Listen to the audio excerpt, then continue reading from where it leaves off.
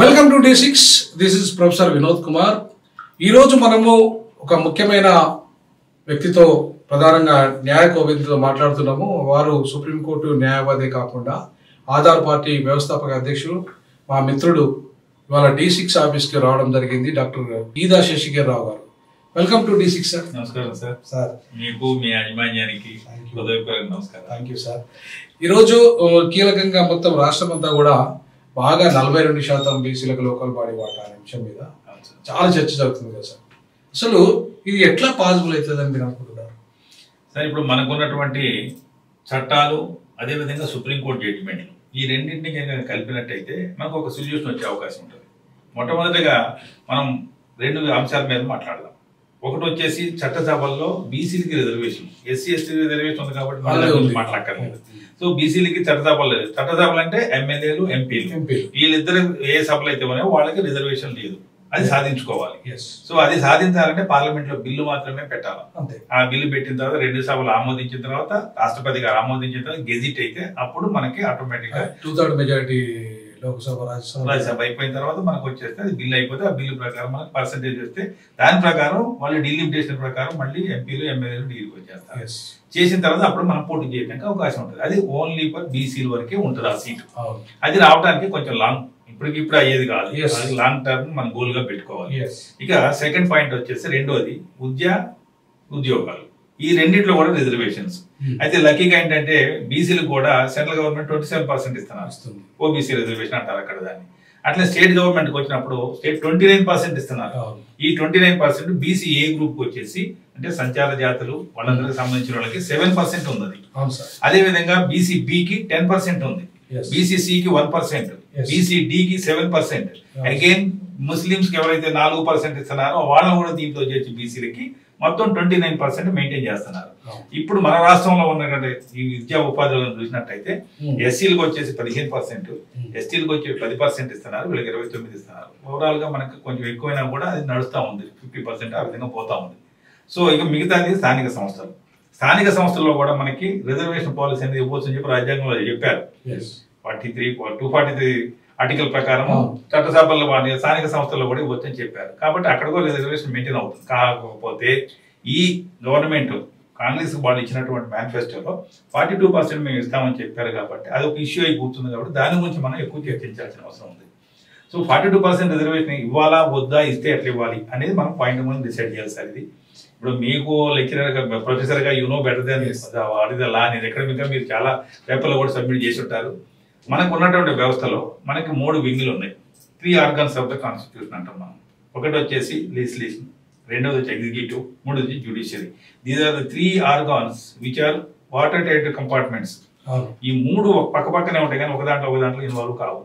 ఈ water tight compartment సిస్టంలో మనకి ఎగ్జిక్యూటివ్ చేసినటువంటి ఒక బిల్లు లెజిస్లేటివ్ అంటే పార్లమెంట్ కానీ అసెంబ్లీలో కానీ ప్రవేశపెట్టి ఒక బిల్లుని వాళ్ళు చట్టంగా మార్చడం కోసం గవర్నర్కి అయితే ఇక్కడ, అక్కడైతే ప్రెసిడెంట్కి పంపుతారు. వాళ్ళు అసెంట్ ఇచ్చిన తర్వాత చట్టరూపంగా మారింది. సో లెజిస్లేషన్ పని వచ్చేసి చట్టాలు చేయటం వరకే. ఎగ్జిక్యూటివ్ అనేది బిల్లులు తయారు చేసి వీళ్ళకి ఇస్తారు. ఈ 2 కరెక్ట్ ఉన్నాయా లేవని మళ్ళీ చేయాల్సింది ఎవరు? జ్యుడిషియరీ. ఇది నథింగ్ బట్ వాచ్ డాగ్. వీళ్ళు చేసిన ప్రతి ఇష్యూను కూడా వాళ్ళు స్క్రూటినీ చేస్తూ ఉంటారు. ఈ సందర్భంలో మనకున్నటువంటి ఇప్పుడున్నటువంటి సిచ్యువేషన్ లో 50% సీలింగ్ అని ఇందులో సాహనీలు ఇచ్చారు విద్యా ఉపాధిలో. స్థానిక సంస్థలు వచ్చి కృష్ణమూర్తి కేసులో 50% ఇచ్చారు. సో ఈ 2 కేసులు కూడా ఓవర్కమ్ కావాలంటే, 50% ఓవర్కమ్ కావాలంటే పార్లమెంట్ చట్టాలు చేసినా కూడా సుప్రీంకోర్టు కొట్టేస్తుంది. కాబట్టి the alternative only left over for the ఎవరికైనా కూడాను సుప్రీంకోర్టులోనే మనం ఆశ్రయించాలి. సో సుప్రీంకోర్టు ఆశ్రయించాలని ఏం చేయాలా? మనకి ఇంతకు ముందు 9 జడ్జెస్ ఇచ్చారు ఇంద్ర సాహని, 50% మించొద్దు అన్నారు. సో దాని తర్వాత మనం 50% మించాలంటే ఏం చేయాలా? 11 పెంచి పోవాలి. అందుకు ఉదాహరణ మనకు చాలా ఉన్నాయి. మొట్టమొదటి మనం రాజ్యాంగాన్ని ఏర్పరచుకున్న తర్వాత 11 మంది జడ్జిలతో ఫస్ట్ బెంచ్ ఫామ్ అయింది ఐసీ గోలక్నాథ్. దాంట్లో ఫండమెంటల్ రైట్స్ అనేది మీరు అమెండ్ చేయడానికి వీలు లేదు అని చెప్పారు. చెప్పిన తర్వాత దానికి పెద్ద బెంచి 13 గోలక్నాథ్ తర్వాత వచ్చి కేశవానంద భారత్ 1973. దాని జడ్జిమెంట్ కూడా 24/4/1973 వచ్చింది. ఆ జడ్జిమెంట్ ఏం చెప్పారు? బేసిక్ థియరీ అప్లై చేశారు, అట్లనే జ్యుడిషియల్ రివ్యూ అప్లై చేశారు. కాబట్టి మనకు బేసిక్ ప్రిన్సిపల్ ఏవైతే ఉందో కాన్స్టిట్యూషన్ టింకర్ చేయొద్దన్నప్పుడు మనకు 50% దాటిపోవడానికి ఛాన్సే లేదు. Until unless supreme court says you can go అన్నప్పుడు మాత్రమే చట్టం చేయగలుగుతాం. ఇది మనం కొంచెం ఎలాబరేట్ గా మాట్లాడుకోవాల్సిన అవసరం ఉంది. అయితే సుప్రీంకోర్టు చేస్తుంది అంటే 100% చేస్తుంది. దానికి రీజన్ ఏంటి, 9 జడ్జెస్ మనకి ఇచ్చినప్పుడు ఇంద్రసాని కేసులో 4 ఇష్యూస్ వాళ్ళు డిసైడ్ చేశారు. అప్పుడు ఆ రిజర్వేషన్ ఇచ్చినప్పుడు కూడా బీసీలకు 27% ఇచ్చారు, అక్కడ కూడా ఈడబ్ల్యూఎస్ ఇచ్చారు 10% ఇచ్చారు. ఆ తర్వాత క్రీమీ లేయర్ బ్యాక్వర్డ్ క్లాస్ ఉండాలి, ప్రమోషన్స్, ఈ 4 ఇష్యూలో 3 ఇష్యూలు వాళ్ళు నెగిటివ్ చేశారు. ఒకటి వచ్చేసి ఈడబ్ల్యూఎస్ అనేది ఇవ్వడానికి వీలేదని కొట్టేశారు కదా. కొట్టేసిన తర్వాత 27% మీకు ఇచ్చుకోవచ్చు, ఇది వ్యాలిడ్ అని చెప్పారు. నెక్స్ట్ క్రీమీ లేయర్ ఉండాలని చెప్పారు. అదేవిధంగా ప్రమోషన్స్ లేదని చెప్పారు. అంటే 2 ఇష్యూస్ వాళ్ళు నెగిటివ్ చేసిన దాన్ని నాగరాజు కేసులో ప్రమోషన్స్ ఇవ్వని చెప్పి కాన్స్టిట్యూషన్ అమెండ్మెంట్ చేసి తెచ్చుకోవచ్చు కదా. కాబట్టి ఒక జడ్జిమెంట్ వచ్చినంత మాత్రం అదే ఫైనాలిటీ కాదు, దాన్ని ఫర్దర్ పెద్ద బెంచ్కి పోయి దాన్ని మనం తీసుకోవచ్చు. అట్లా ఈడబ్ల్యూఎస్ కూడా మీకు ఐడియా ఉండి ఉంటుంది. ఇతర స్థాయిలో పోయిన తర్వాత 103 కాన్స్టిట్యూషన్ అమెండ్మెంట్ ప్రకారం మనం వాళ్ళు చేశారా లేదా 10% చేస్తున్నారు కదా. దాన్ని ఛాలెంజ్ చేసినటువంటి కేసు కూడా సుప్రీం కోర్టు అపాయింట్ చేసింది కదా. మరి అలాంటప్పుడు మనకి ఎందుకు రాదు ఈవెన్ వర్గీకరణ విషయం, వర్గీకరణ కరెక్ట్. ఇప్పుడు 2004లో ఎప్పుడైతే వర్గీకరణ తప్పని చెప్పింది సుప్రీంకోర్టు, 2024లో 7 పెంచి, ఇదేమో 5, అది 7 పెంచి 7లో 6 to 7 చెప్పారు. దాని ప్రకారం ఇచ్చేసింది. ఆ ఫలితాలు మనకి పొందుతున్నాం. Same thing we have to do for this, apply చేయాలి. సో దీనికి మనం ఏం చేయమంటారు, ఏం చేయాలంటారు? దీనికంటే ఒకటే సార్, ఇప్పుడు మీలాంటి వాళ్ళు particular your also party head ఈ స్టేట్ కి, మన పార్టీ లాంటి కొంతమంది కలిసి లేకపోతే ఈ సంఘాలు వీళ్ళందరూ కూడా ఒక కమిటీగా ఫామ్ అయ్యి, లైక్ మనకు రిటైర్డ్ జడ్జెస్ కొంతమంది కూడా వస్తున్నారు సమాజంలో, వీళ్ళందరూ సుప్రీంకోర్టులో పోయి స్టేట్ గవర్నమెంట్ ఫండ్ దీనికి చేయగలిగితే వాళ్ళతో చేయాలి. ఒక అడ్వకేట్ 4 పెట్టాలి. నేను ఆ పేర్లు కూడా చెప్తాను మీకు, ఎవరెవరు పెట్టాలి. హరీష్ సాల్వే, ముఖల్ రోహత్కి, అభిషేక్ సింఘ్వి అండ్ కపిల్ దేవ్, వీళ్ళ 4 కనుక పెట్టి మీరు బెంచ్ లో కనుక ఆర్గ్యుమెంట్ చెప్పించినట్టయితే 100% 50% సీలింగ్ అనేది పోతుంది. వచ్చేస్తుంది 42% చేసి మీకు 50 చేసి ఎంత సీలింగ్ ఎత్తేసిన అది స్టేట్ గవర్నమెంట్ పవర్ ఇచ్చేస్తారు. ఇప్పుడు మనకి 102 కాన్స్టిట్యూషన్ అమెండ్మెంట్, 105 కాన్స్టిట్యూషన్ అమెండ్మెంట్ చూసినప్పుడు కూడా అక్కడ స్టేట్స్ పవర్ లేదన్నారు. మళ్ళీ 105 వచ్చి స్టేట్ పవర్ ఇచ్చేసారు. కాబట్టి everything will be happen to supreme court only. Supreme court అనేది మనకి వాచ్ డాగ్, కాబట్టి దాని దగ్గర పోయే మనం చెప్పుకుంటేనే మనకి అయ్యే అవకాశం ఉంటుంది. కాబట్టి ఇది 9th షెడ్యూల్ చేసినా కూడా కాదు. ఇప్పుడు నేను అదే అడుగుదాం అనుకుంటున్నా. ఇప్పుడు 9th షెడ్యూల్ అని చెప్పేసి కొంతమంది చాలా మంది మేజర్ గా ఆ 9th షెడ్యూల్ చుట్టే తిప్పుతున్నారు. అది ఎంతవరకు కరెక్ట్ సార్? ఇప్పుడు జస్టిస్ ఈశ్వరయ్య గారు అయితే ఇక 9th షెడ్యూల్ మొత్తం సర్వస్వం అంటున్నాడు. దాన్ని పట్టుకుని ఆయన అన్నదాన్ని పట్టుకుని మొత్తం తిప్పుతా 9th షెడ్యూల్. ఇది ఎంతవరకు కరెక్ట్ అంటారు సార్? మీరు కాన్స్టిట్యూషన్ మాకంటే కూడా మీరు each and every bit of the constitution చదివిన వాళ్ళు, మీరు అందరూ కూడా అంబేద్కర్ మీరు ఫాలో అవుతున్నారు. మీ ఆహభావాలు కూడా అంబేద్కర్ లాగానే ఉంటున్నాయి. కాబట్టి మిమ్మల్ని మేము చాలా కాలం నుంచి మేము ఫాలో అవుతున్నాము. అందరం కలిసి కూడా సదరన్ పొలిటికల్ అకాడమీ పెట్టినప్పుడు చాలా క్లాసెస్ మీరు తీసుకున్నారు. చాలా మందికి మీరు ఇచ్చినటువంటి అడ్వైస్ కానీ ఇన్స్పిరేషన్ కానీ టిల్ మీరు మొట్టమొదటి వ్యక్తి ఈ రాష్ట్రానికి బ్యాక్వర్డ్ క్లాసెస్ ముఖ్యమంత్రి కావాలని చెప్పిన వ్యక్తి మీరే. గుర్తుంది, రాజీనామా కూడా చేసిన సార్ దానికోసం. మీరు ప్రొఫెసర్ పదవికి రాజీనామా త్యాగం చేశారు. ఇప్పుడు ఆ రోజున మీరు మీ బర్త్డే రోజున మీరు అనౌన్స్ చేశారు. మీరే కాదు, మీతో పాటు చాలా మంది వ్యక్తులు పిలిపించుకున్నారు. ఆ రోజు మీరు అనౌన్స్ చేశారు బ్యాక్వర్డ్ క్లాసెస్ కి ఈ రాష్ట్రానికి ముఖ్యమంత్రి కావాలి. ఆ తర్వాత ఎస్సీ, ఆ తర్వాత ఎస్టీ, అవసరమైతే 5 సంవత్సరాలని 5 ఒక మంచి ఆలోచన తీసుకోవచ్చు. నథింగ్ రాంగ్ కదా. ఎప్పుడు ఒకరే ఉండాలి రూల్ ఏముంది? లేకపోతే మన పాత పాయింట్ 9th షెడ్యూల్. ఈ 9th షెడ్యూల్ అనేది కొంచెం మనం వివరంగా చెప్తాను సార్ నేను. ఈ 9th షెడ్యూల్ 1951లో వచ్చింది. ఇది రావడానికి కారణం ఏంటంటే స్వతంత్రం వచ్చిన తర్వాత ఈ భూములన్నీ ఉన్నాయి కదా, అన్ని జమీందారు దగ్గర ఉన్నాయి. అవి తీసుకుని మరి పేదోళ్ళకి ఇవ్వాలి అంటే ఒక ప్రాబ్లం వచ్చింది. అది అప్పుడు రైట్ టు ప్రాపర్టీ అనేది ఫండమెంటల్ రైట్ లో ఉంది. కరెక్ట్. అది ఫండమెంటల్ రైట్ వచ్చిన ఇన్ఫ్లుయెన్స్ అవుతుంది కాబట్టి సుప్రీంకోర్టు పెద్దోడు దాంట్లో కేసేసే అవకాశం ఉంది. కాబట్టి అది అవాయిడ్ చేయడం కోసం చెప్పి 9th షెడ్యూల్ ఒకటి యాడ్ చేశారు. ఈ 9th షెడ్యూల్ లో లాస్ ఏమైతే పెడతారో దానికి ఇమ్యూనిటీ ఇచ్చారు. No one can touch it అని ఆర్డర్ పాస్ చేశారు, లా పాస్ చేశారు. సో దాంట్లో పెట్టుకుంటూ దాదాపు 284 లాస్ పెట్టారు. లాస్ ఇప్పటికీ ఉన్నాయి, వాటిని ఎవరు టచ్ చేసే అవకాశం లేదు. అయితే ఇక్కడ జరిగిన తర్వాత పరిణామం, the constitutional changes took place from the supreme court judgments, entirely scene change అయిపోయింది. దానికి రీజన్ ఏంటి? 1999, 93లో 92లో మనకి మండల కమిషన్ ఇంద్రసాని కేసు వచ్చింది. ఆ ఇంద్రసాని కేసు 50% సీలింగ్ అంటే పెంచుతున్నారు. అప్పుడు మెడ్రాస్ లో, that Tamil Nadu government headed by Jayalalitha, ఆమె ఏం చేసింది, వాళ్ళు అప్పటికే ప్రామిస్ చేశారు మేము 50% ఎక్కువ ఇస్తాము అన్నప్పుడు వాళ్ళు ఏం చేశారంటే మమ్మల్ని 9th షెడ్యూల్ చేస్తారంటే PV Narasimha government minority government, ఆ మైనార్టీ గవర్నమెంట్ ఏం సపోర్ట్ లేకపోతే గవర్నమెంట్ పోతుంది కాబట్టి పోయి ప్రెజర్ పెట్టి పెడితే వాళ్ళు 9th షెడ్యూల్ చేర్చారు. కాబట్టి దానికి ఇమ్యూనిటీ వచ్చింది. ఇదే పని కనుక ఇవాళ చంద్రబాబు నాయుడు ఆంధ్ర రాష్ట్రం మన చంద్రబాబు నాయుడు కనుక 9th షెడ్యూల్ చేస్తారని తెల్లారిపాటు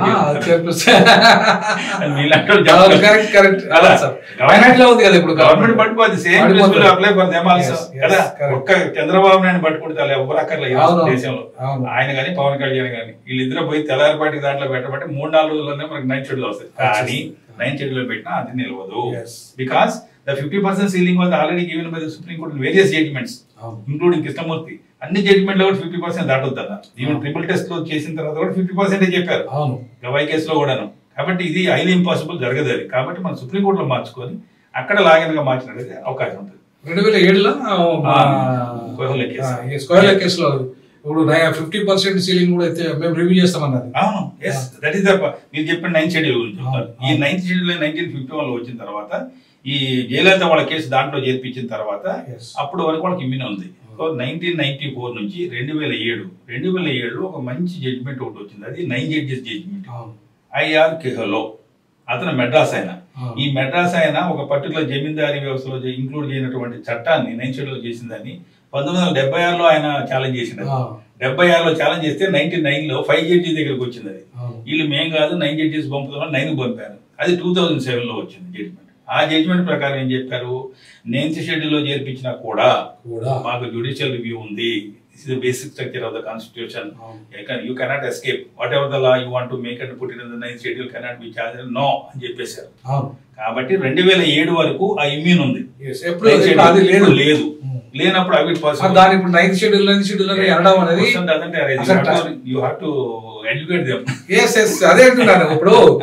ఇప్పుడు బీసీ సమాజాన్ని బిచ్చోలో చేసే కార్యక్రమం అంటే 9th షెడ్యూల్. కరెక్ట్. సో కాబట్టి ఇప్పుడు చేయాల్సిందంతా ఏంటి, మనము సుప్రీం కోర్టులో 11 బెంచెస్ జడ్జికి మనం రిఫర్ చేయాలి. కేసు రిఫర్ చేయమని చెప్పేసి మనం ఇవాళ కోరుకోవాలి సుప్రీం కోర్టులో. ఇంకొక బెనిఫిట్ ఉంది సార్. ఇప్పుడు సుప్రీం కోర్టులో ఈ కేసెస్ సంబంధించి ఇంకా 4-5 స్టేట్ల నుంచి 5-6 స్టేట్ల నుంచి కూడా ఉన్నారు. బీహార్ ఉంది, మధ్యప్రదేశ్ ఉంది, మహారాష్ట్ర ఉంది, తమిళనాడు ఉంది, కర్ణాటక ఉంది, ఛత్తీస్గఢ్ ఉంది, జార్ఖండ్ ఉంది. 8 రాష్ట్రాలు. ఈ మనతో కూడా దాంట్లో పోయి మనం ఇంక్లూడ్ అయ్యి తెలుసు కదా కృష్ణమాది కూడా దాన్ని ఇంక్లూడ్ అయ్యింది కదా. ఇంక్లూడ్ అవుతాము. ఇంక్లూడ్ ఆ కేసు 9-11 బెంచెస్ తీసుకొచ్చి ఈ 50% ఎందుకు పెంచాలి అనేది మనం ఎక్స్ప్లెయిన్ చేసి చెప్పినప్పుడు definitely will get an order. There is no other option for them to give an order.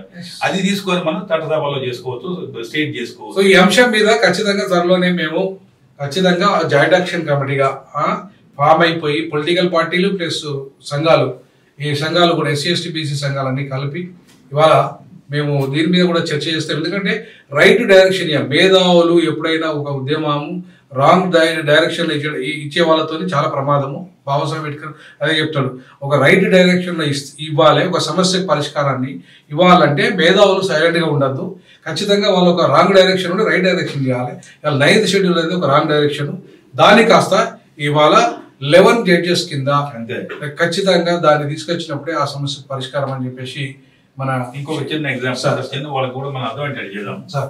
This is 9th schedule was introduce in 1951 sir కదా. ఇప్పుడు ఇందిరా సహాని కేసు వచ్చి మనకు వచ్చేసి 1992. తర్వాత జయలలిత వాళ్ళు పెట్టినట్టు తమిళనాడు ఇన్సర్ట్ చేసి 257A ఐటమ్ ప్రకారం 9th షెడ్యూల్ లో పెట్టింది 1994 సార్ కదా. ఇప్పుడు మనకి IRKలో కేసు వచ్చింది 2007.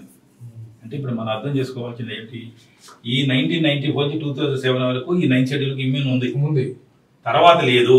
కాబట్టి ఇప్పుడు ఈ షెడ్యూల్ ఇప్పుడు 1973 ఇందిరా సహాని కేసు కంటే ముందు చేసినటువంటి మాత్రం చేయడానికి వీల్లేదు. ఆ తర్వాత వచ్చిన అన్నింటినీ కూడా ఛాలెంజ్ చేయొచ్చని చెప్పారు. అయితే ఇప్పుడు ఒక writ petition civil number 365 of 2012 ఇది మెడ్రాస్ ఇంక్లూడ్ చేసింది, పెండింగ్ లో ఉంది ఇప్పుడు ఈ కేసు పెండింగ్. ఇది 11 మంది జడ్జీల దగ్గర తీసుకొచ్చి దీంతో పాటు బీహార్ మనం చెప్పుకున్న రాష్ట్రాలు దాంట్లో మనం ఇంప్లీట్ అయ్యి ఆ కేసు 11 జడ్జీల దగ్గర తీసుకురాగలిగి అక్కడ కనుక జడ్జిమెంట్ తెచ్చుకున్నట్టయితే definitely will be somewhere, definitely the problem be solved. ఒక్కసారి అది 50% సీల్కి ఎత్తిస్తే మనం ఎంతైనా పెంచుకోవచ్చు. అంతే, depends upon the state to state. ఇప్పుడు జార్ఖండ్ ఉందనుకోండి, వాళ్ళకి ఎస్టీ లేకుంటే వాళ్ళకి ఎక్కువ ఎస్టీ. అట్లాగే ఇప్పుడు నార్త్ ఈస్ట్ స్టేట్లలో ఎస్టీలు ఎక్కువ ఉంటారు. అట్లా మనం స్టేట్ పవర్ ఇచ్చేసుకుంటే పెంచుకోవచ్చు. మనము ఒకవేళ ఎక్సెస్ ఉన్న వాళ్ళు తగ్గించుకోవచ్చు, అంతా ఉంటది. అంతేగాని ఇప్పుడు మన స్టేట్ కి ఎట్లయితే షెడ్యూల్ కులాల వర్గీకరించినట్టుగా పవర్స్ ఇచ్చేస్తే ఆల్రెడీ ఇచ్చారు కదా సార్. షెడ్యూల్ కులాలకు ఇచ్చినటువంటి 15% ని 915 చేశారు. ఇక్కడ ఇది మాదిగా, ఇది మజమాకు, ఇది మాల, ఇది అయిపోయింది. చేసినటువంటి 7 జడ్జెస్ బెంచ్ లో వాళ్ళకి Devendra Singh versus state of Punjab ఆ కేసు వచ్చేసింది కదా. మనం ఎందుకు కావద్దు, అది చేయాలి, ఇది చేయాలి. అదొక పాయింట్ సార్. నెక్స్ట్ నా రిక్వెస్ట్ ఏంటంటే మీకు పర్టికులర్లీ ఇప్పుడు రాబోయే స్థానిక సంస్థలలో ఇప్పుడు ఎట్లా జరపాలి అనే దాని మీద మీరు కూడా కొంత చర్య తీసుకోవాలి. ఎందుకంటే మీకున్న నాలెడ్జ్ కానీ నేను చెప్పిన దానికంటే మీరు చెప్తే దానికి ఒక వాల్యూ వస్తుందనే ఉద్దేశంతో మేము మిమ్మల్ని రిక్వెస్ట్ చేస్తున్నాం. ఇప్పుడు 42% రిజర్వేషన్ తెలంగాణలో కాంగ్రెస్ పార్టీ ఒప్పుకుంది కదా, వాళ్ళే చెప్తున్నారు కదా మీరు. రెండోది బీజేపీ కూడా అసెంబ్లీలో సపోర్ట్ చేశారు, బీజేపీ చేసింది, ఎంఐఎం చేసింది, అన్ని పార్టీలు చేసిన అందరూ ఒప్పుకున్నట్టు 42%. ఈవెన్ కమ్యూనిస్టులు కూడా చేశారు. నీకు చట్టం ఉంటేనే నేను చేస్తా లేకపోతే చేయను కాదు కదా, ఇక్కడ చేయొచ్చు కదా. ఇప్పుడు 42% ఆల్రెడీ డివైడ్ చేసి పెట్టారు మన ఎలక్షన్ అప్పుడు, అది ఆపారు అనుకోండి. ఆ 42% ఏదైతే ఉందో ఆ బీసీలకి అందరూ బీ ఫామ్ మేము ఇస్తామని చెప్పి ఒక వడంబడికి పెట్టాలి.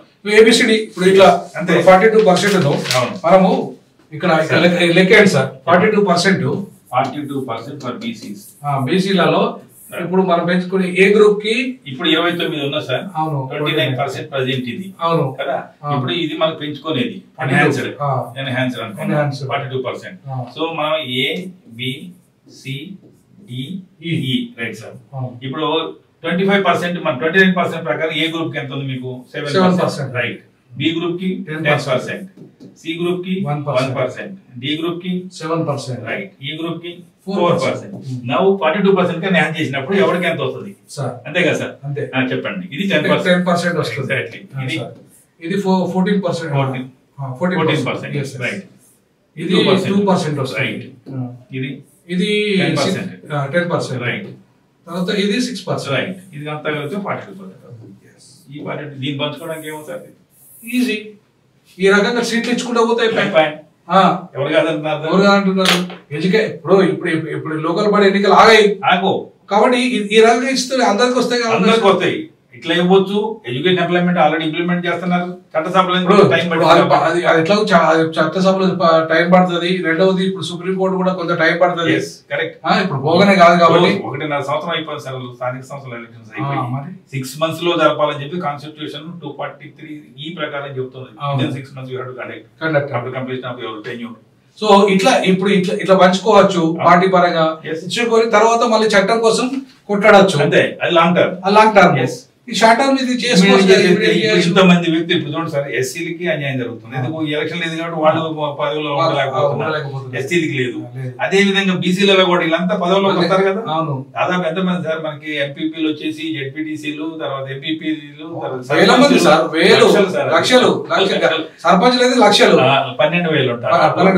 వార్డ్ మెంబర్స్ లక్షల్లో, వార్డ్ మెంబర్ లక్షల్లో 1,12,000 చిల్లర. కాబట్టి వీళ్ళందరూ కూడా అవకాశం వస్తుంది కదా. Unnecessary losing our power. Yes, ఖచ్చితంగా. ఇప్పుడు సమస్య ఎక్కడ ఉంటే పరిష్కారం కూడా ఉంటుంది.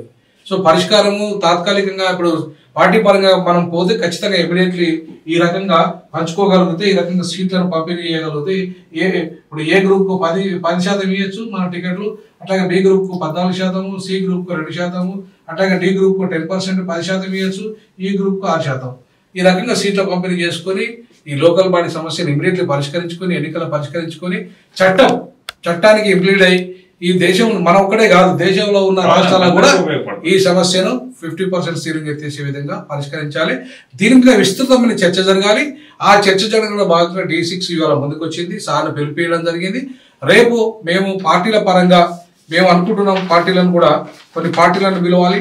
అలాగే ఇవాళ కుల సంఘాలను కూడా పిలిచి ఈ అంశం మీద పెద్ద ఎత్తున లీగల్ గా పాసిబుల్ చర్చ చేయాలని అనుకుంటున్నాం. దీన్ని ప్రజలు కూడా స్వాగతించాల్సిన అవసరం ఉంది.